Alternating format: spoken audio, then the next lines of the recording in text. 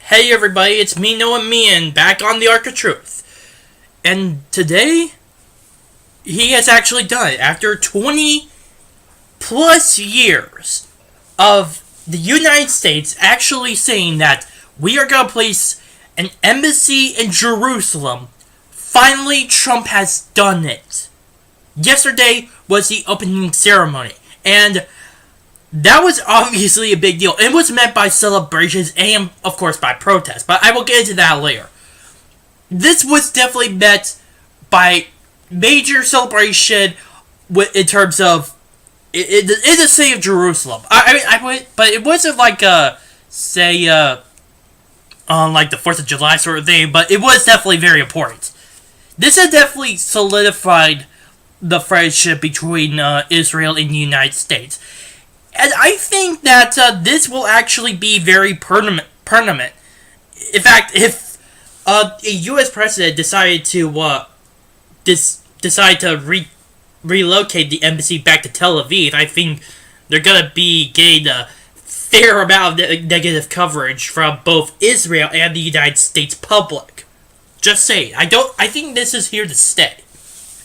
But anyway, this definitely sends a strong message, not just to Palestinians or Israel, but to the entire world, that the United States officially recognizes Jerusalem as sovereign Israeli territory. That is a big issue, key issue here, because part of the whole Palestinian-Israeli conflict is the whole, division between Israel.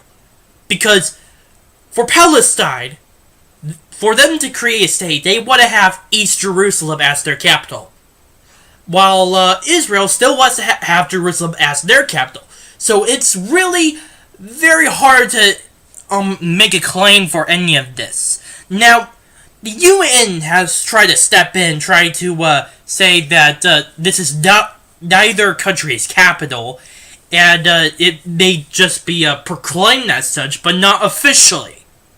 Which, by the way, hasn't really worked out for the last 70 years, ever since... Wait, is it 70 years?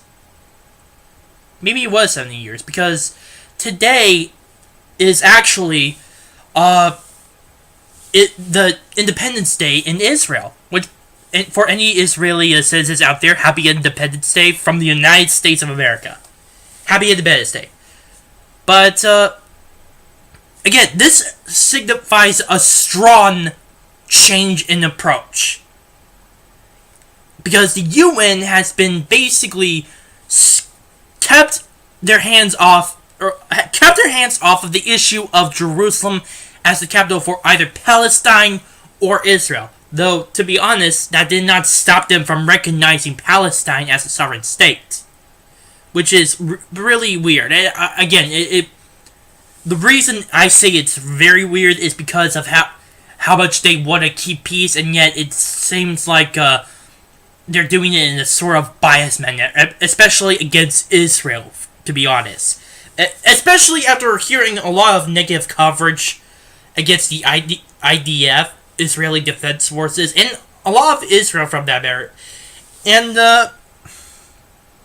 just so many issues as a result of that. So that, again, it shows a big change in policy in terms of America's part, because now this fully solidifies America's friendship with Israel. As if if it wasn't before. Because now that we recognize Jerusalem as Israel's capital, this is going to be a major stake now in the negotiating process of in the Middle East. Now, again, Palestinian leaders have actually said that this is a disgrace, and they have actually that America is walking away from committing to a two-state solution, which I would have to say, aren't you the one who's walking away from the two-state solution? In fact, this would be like the 6th time already.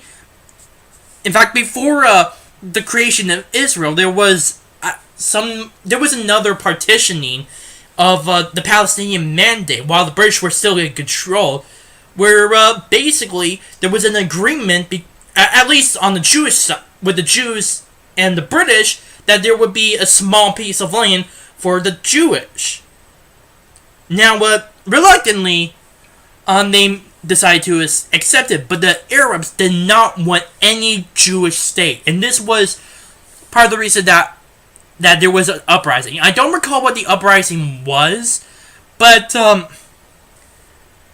it was definitely one of the many significant parts of what has been a part of the Israeli-Palestinian conflict. The second one has been the partitioning of the Jewish and Arab states from the United Nations, and 3 others were from pretty recently, where actually Israel announced they would cede some territory in exchange for peace, and they still said no. So again, wouldn't it be the Palestinians who are walking away from the peace process like they did before? Besides, just announcing that Jerusalem is the capital of Israel and just placing an embassy there does not really change anything. All it says is we accept that Jerusalem is the governing city where their government resides, and we're gonna place their embassy there because since we are allies with Israel and we accept their government, we should have better relations with them, and we should be a little bit closer in order to establish better communication. That's basically what it's saying. That's all it is, nothing more. I doubt that anyone would have a hissy fit if say Japan. I'm just going to use Japan as an example. If Japan decided to move their embassy from Washington, D.C. to New York, I don't think anybody would have a fit with that. I bet they would wonder why, but not how the Palestinians are reacting. Which leads me to them, the people of Palestine, mainly in Gaza. I don't know what exactly is going on in the West Bank as right now, but I'm pretty sure they're not happy with this either. So, there has been massive protests. In fact, there has been a massive protest on the border for at least 6 weeks.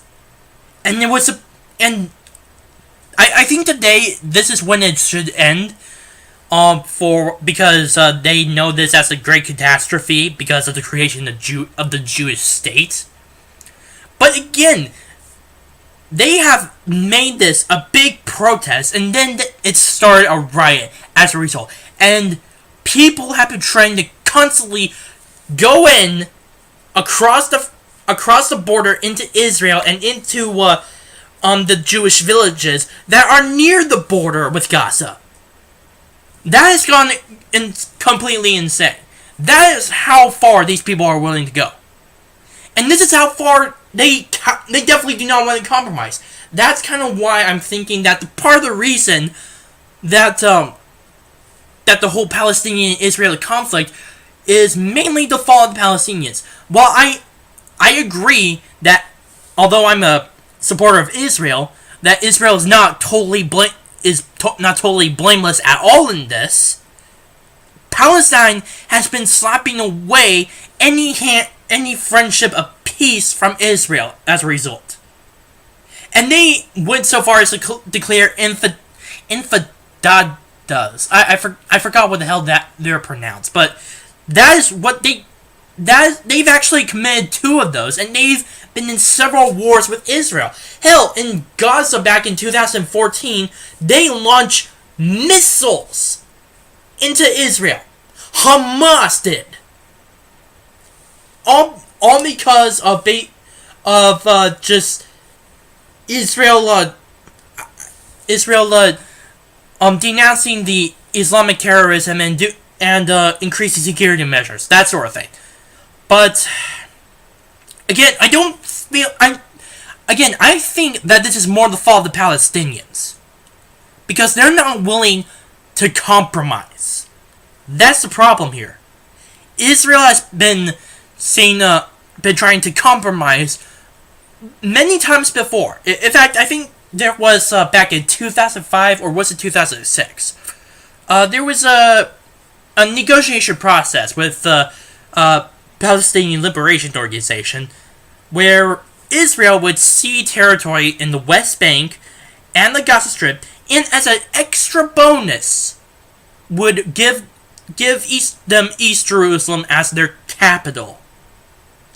That was it. That could have completely ended the conflict right then, right there, if they said yes. But they didn't.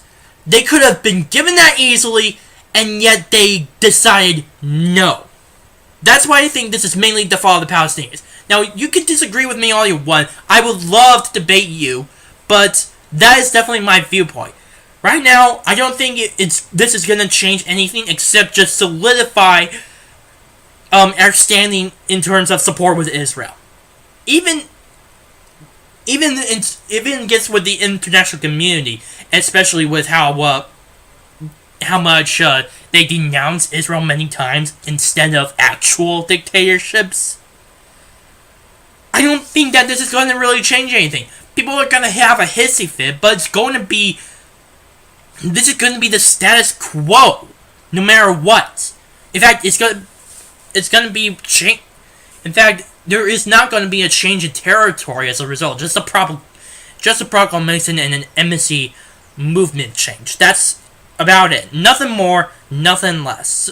And I believe that a lot of people are making this so much of a big deal. But, well, a lot of people, mainly the Palestinians and international community, are making this such a big deal in a negative way.